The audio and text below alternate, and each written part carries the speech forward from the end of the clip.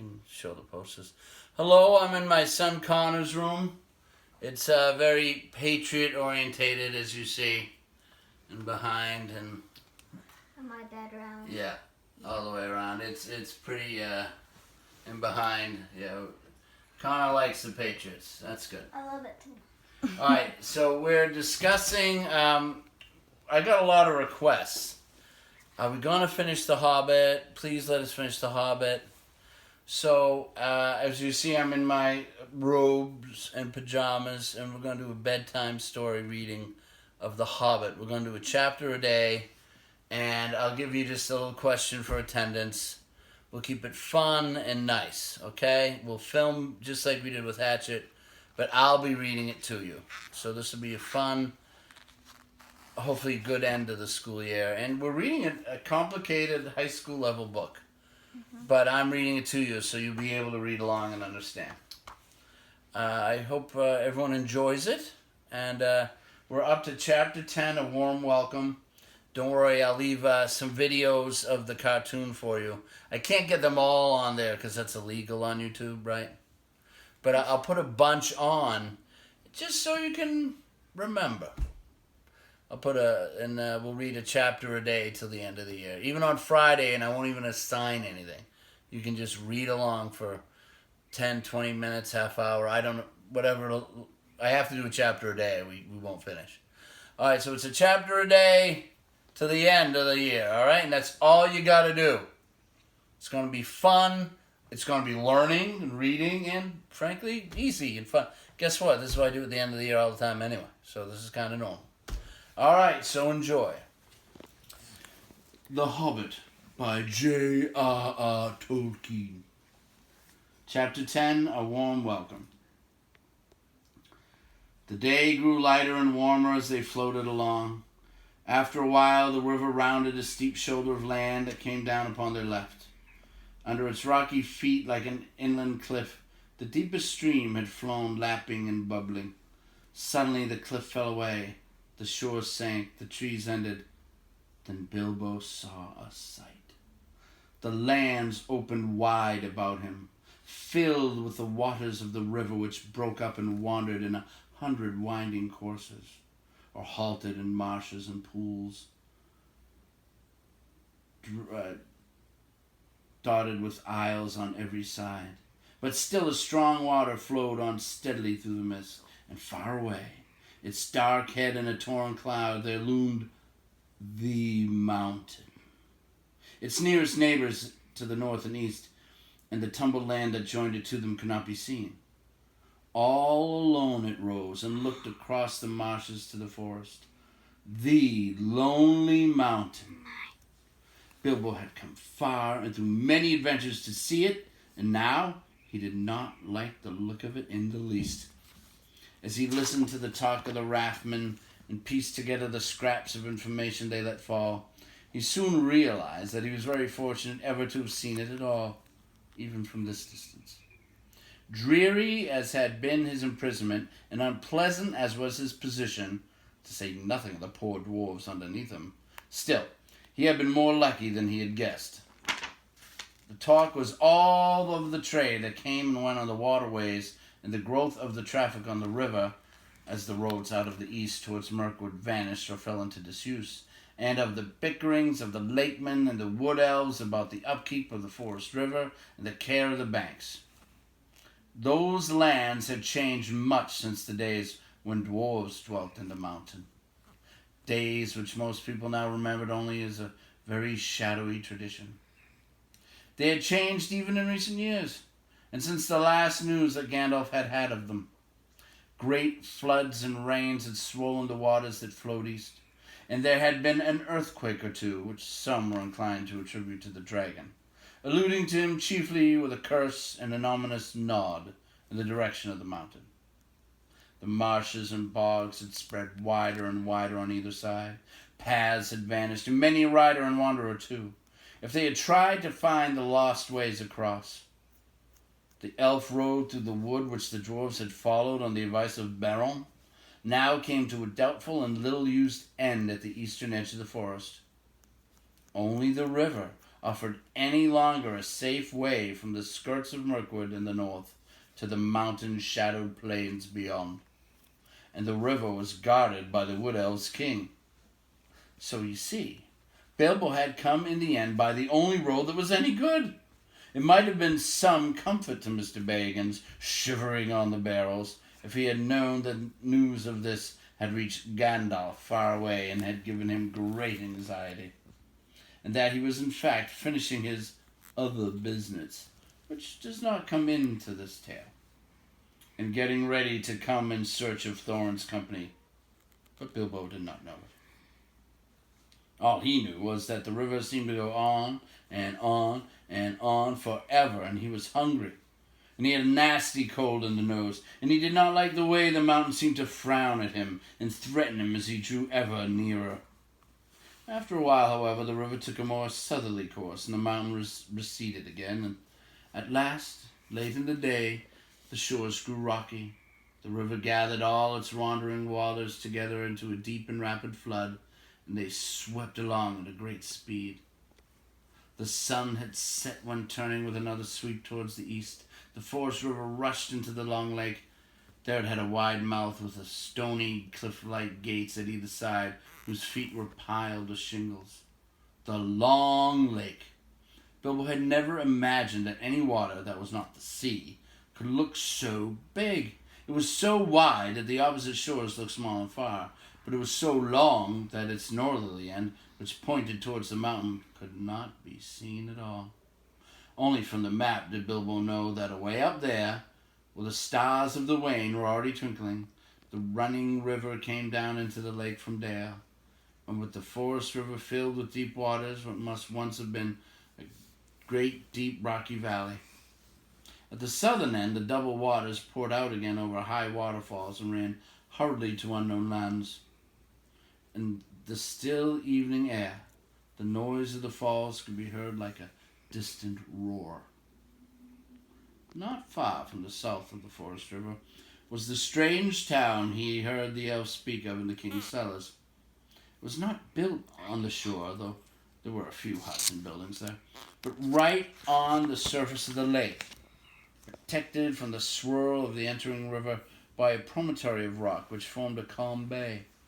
A great bridge made of wood ran out to where, on huge piles made of forest trees, were built a busy wooden town. Not a town of elves, but of men, who still dared to dwell here under the shadow of the distant Dragon Mountain. They still throve on the trade that came up the great river from the south, and was carted past the falls to their town. But in the great days of old, when Dale in the north was rich and prosperous, they had been wealthy and powerful, and there had been fleets of boats in the waters, and some were filled with gold, and some with warriors and armor, and there had been wars and deeds which were now only a legend. The rotting piles of a greater town could still be seen along the shores when the waters sank in a drought. But men remembered little of all that, though some still sang old songs of the dwarf kings of the mountain, Thor and Thrain of the race of Durin, and of the coming of the dragon, and the fall of the lords of Dare. Some sang, too, that Thor and Thrain would come back one day, and gold would flow in rivers through the mountain gates, and all that land would be filled with new song and new laughter. But this pleasant legend did not much affect their daily business. As soon as the raft of barrels came in sight, boats rowed out from piles of the town, and voices hailed the raft steerers. Then ropes were cast and oars were pulled, and soon the raft was drawn out of the current of the forest river and towed away around the high shoulder of rock into the little bay of Lake Town. There was moored not far from the shoreward head of the great bridge. Soon men would come up from the south and take some of the casks away, and others they would fill with goods they had brought to be taken back up the stream to the Wood Elves' home. In the meanwhile, the barrels were left aloft while the elves of the raft and the boatmen went to feast in Lake Town. They would have been surprised if they could have seen what happened down by the shore. after they had gone and the shades of night had fallen. First of all, a barrel was cut loose by Bilbo and pushed to the shore and opened. Groans came from inside, and out crept a most unhappy dwarf. Wet straw was in his draggled beard. He was so sore and stiff, so bruised and buffeted, he could hardly stand or stumble through the shallow water to lie groaning on the shore. He had a famished and a savage look, like a dog that had been chained and forgotten in the kennel for a week. It was Thorin. But you could only have told by his golden chain and the color of his now dirty and tattered sky-blue hood with its tarnished silver tassel. It was some time before he'd be even polite to the hobbit. "Well, are you alive or are you dead?" asked Bilbo quite crossly. Perhaps he had forgotten that he had had at least one good meal more than the dwarves, and also the use of his arms and legs, not to speak of a greater allowance of air. "Are you still in prison, or are you free? If you want food, and if you want to go on with this silly adventure, it's yours after all, and not mine. You'd better slap your arms and rub your legs, and try and help me get the others out while there's still a chance." Thorn, of course, saw the sense of this, so after a few more groans, he got up and helped the hobbit as well as he could. In the darkness, floundering in the cold water, they had a difficult and very nasty job finding which were the right barrels. Knocking outside and calling, only discovered about 6 dwarves that could answer.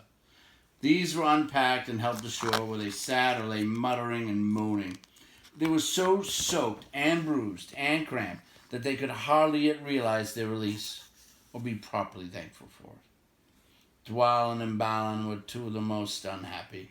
There was no good asking them to help. Bifur and Boffer were less knocked about and drier, but they lay down and would do nothing. Fili and Kili, however, were young for dwarves, and had also been packed more neatly with plenty of straw into smaller casks. Came out more or less smiling, with only a bruise or 2, and a stiffness that soon wore off. "I hope I never smell the smell of apples again," said Fili. "My tub was full of it. To smell apples everlasting when you can scarcely move and are cold and sick with hunger is maddening. I could eat anything in the wide world now for hours on end, but not an apple." With the willing help of Fili and Kili, Thorn and Bilbo at last discovered the remainder of the company and got them out. Poor fat Bomball was asleep or senseless. Dori, Nori, Ori, Owen, and Glowin were waterlogged and seemed only half alive. They all had to be carried one by one and laid helpless on the shore. "Well, here we are," said Thorn, "and I suppose we ought to thank our stars and Mr. Baggins. I'm sure he's a right to expect it. Though I wish you could have arranged a more comfortable journey. Still, all very much at your service once more, Mr. Baggins. No doubt we shall feel properly grateful when we are fed and recovered. In the meanwhile, what next?" "I suggest later," said Bilbo. "What else is there?" Nothing else could, of course, be suggested, so leaving the others, Thorn and Fili and Kili and the hobbit went along the shore to the great bridge. There were guards at the head of it, but they were not keeping very careful watch, for it was long since there had been any real need, except for occasional squabbles about river tolls. They were friends with the Wood Elves. Other folk were far away, and some of the younger people in the town openly doubted the existence of any dragon in the mountain, and laughed at the greybeards and gammers who said that they had seen him flying in the sky in their young days. That being so, it is not surprising that the guards were drinking and laughing by a fire in their hut, and did not hear the noise of the unpacking of the dwarves or the footsteps of the 4 scouts. Their astonishment was enormous when Thorn Oakenshield stepped through the door. Who are you? And what do you want?" they shouted, leaping to their feet and groping for weapons. "Sorin, son of Thrain, son of Sora, king under the mountain," said the dwarf in a loud voice, He looked it. In spite of his torn clothes and draggled hood, the gold gleamed on his neck and waist. His eyes were dark and deep. I have come back. I wish to see the master of your town. Then there was tremendous excitement. Some of the more foolish ran out of the hut as if they expected the mountain to go golden in the night and all the waters of the lake turn yellow right away. The captain of the guard came forward. "And who are these?" asked, pointing to Fili and Kili and Bilbo. "The sons of my father's daughter," answered Thorin. "Fili and Kili of the rare race of Durin, and Mr. Baggins, who has travelled with us out of the west."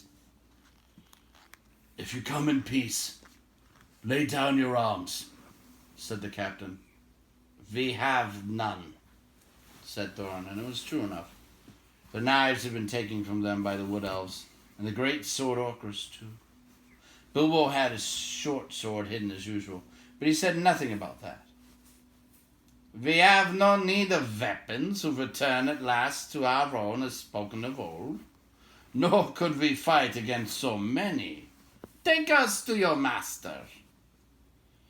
"He is at feast," said the captain. "Then all the more reason for taking us to him," burst in Fili, who was getting impatient at all these solemnities. "We are worn and famished after our long road, and we have sick comrades. Now make haste, and let us have no more words, or your master may have something to say to you." "Follow me, then," said the captain, and the 6 men about them, he led them over the bridge, through the gates, and into the marketplace of the town. This was a wide circle of quiet water, surrounded by the tall piles on which were built the greater houses, and by long wooden quays, with many steps and ladders going down to the surface of the lake. From one great hall shone many lights, and there came the sound of many voices. They passed its doors and stood blinking in the light, looking at long tables filled with folk. "I am Thorin, son of Thrain, son of Thor, king under the mountain. I return," cried Thorin in a loud voice from the door, before the captain could say anything. All leaped to their feet. The master of the town sprang from his great chair, but none rose in greater surprise than the raftsman of the elves, who was sitting at the lower end of the hall. Pressing forward before the master's table, they cried, "These are the prisoners of our king. They've escaped, wandering vagabond dwarves. They could not give any good account of themselves, snake on through the woods and molesting our people." "Is this true?" asked the master. As a matter of fact, he thought it was far more likely than the return of the king under the mountain, if any such person had ever existed. "It is true that we were wrongfully waylaid by the Elven king and imprisoned without cause as we journeyed back to our own land," answered Thorin. "But lock nor bar may hinder the homecoming spoken of old, nor is this town in the wood elves' realm. I speak to the master of the town, of the men of the lake, not to the raftsmen of the king." Then the master hesitated and looked from one to the other. The Elven king was very powerful in those parts, and the master wished for no enmity with him. Nor did he think much of old songs, giving his mind to trade and tolls, to cargoes and gold, to which habit he owed his position. Others were of different mind, however, and quickly the matter was settled without him. The news had spread from the doors of the hall like fire throughout the town. People were shouting inside the hall and outside it. The quays were thronged with hurrying feet. Some began to sing snatches of old songs concerning the return of the king under the mountain. That it was Thor's grandson, not Thor himself, that had come back did not bother them at all. Others took up the song, and it rolled loud and high over the lake. The king beneath the mountains, the king of carven stone, the lord of silver fountains shall come into his own. His crown shall be upholden, his harp shall be restrung, his hall shall echo golden to songs of yore sung. The wood shall wave on mountains and grass beneath the sun. His wealth shall flow in fountains, the rivers golden run. The streams shall run in gladness, the lakes shall shine and burn. All sorrow fail in sadness at the mountain king's return. So they sang, or very like that.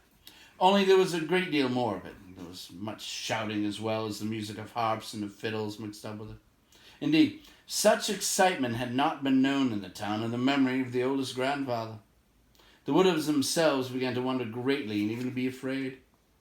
They did not know, of course, how Thorn had escaped. They began to think their king might have made a serious mistake. As for the master, he saw there was nothing else for it but to obey the general clamour, for the moment at any rate.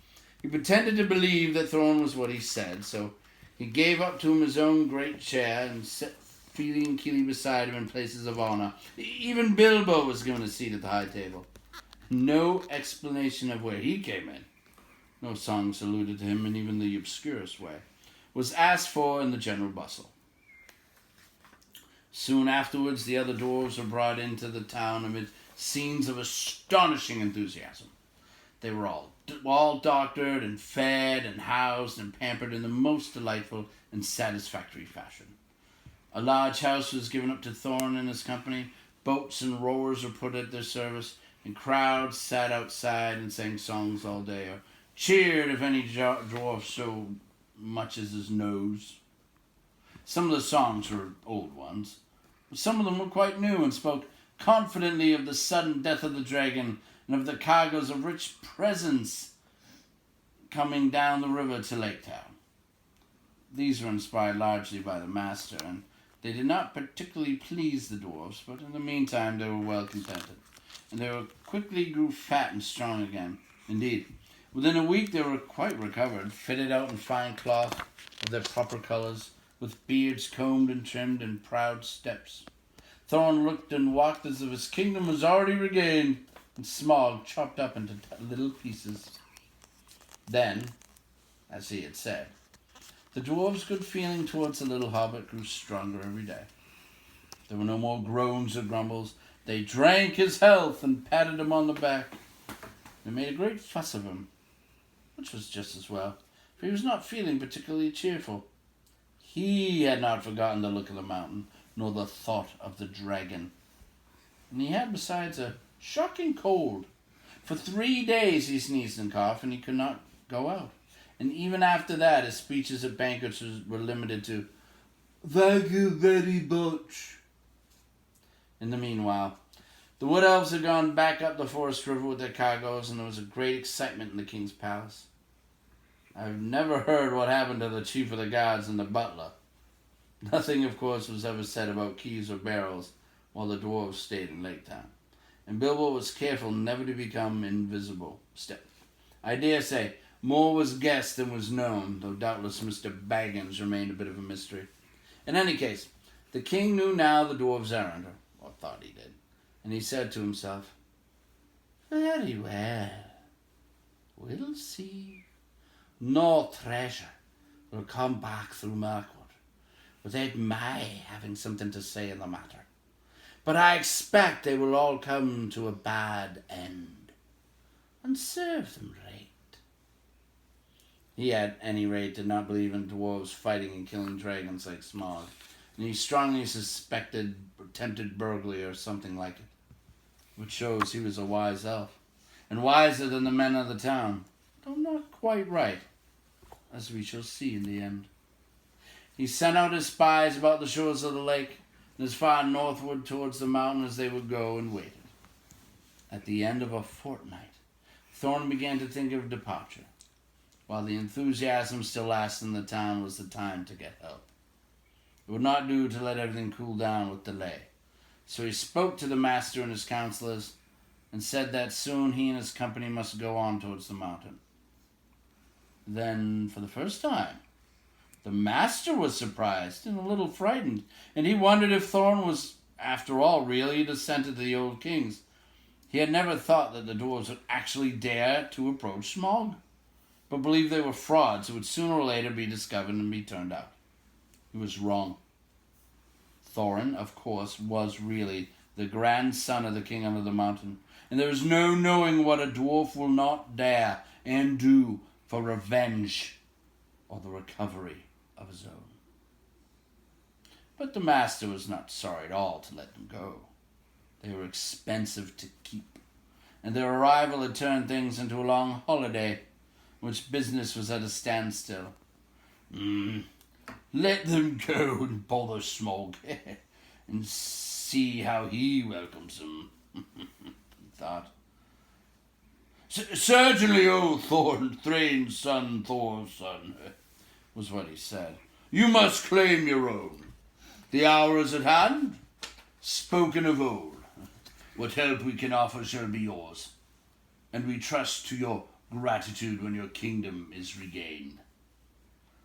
So one day, although autumn was now getting far on, and winds were cold, and leaves were falling fast, 3 large boats left Lake Town, laden with rowers, dwarves, Mr. Baggins, and many provisions. Horses and ponies had been sent round by circuitous paths to meet them at their appointed landing place. The master and his councillors bade them farewell from the great steps of the town hall that went down to the lake. People sang on the quays and out of windows. The white oars dipped and splashed, and off they went north up the lake on the last stage of their long journey. The only person thoroughly unhappy was Bilbo. Okay, hope you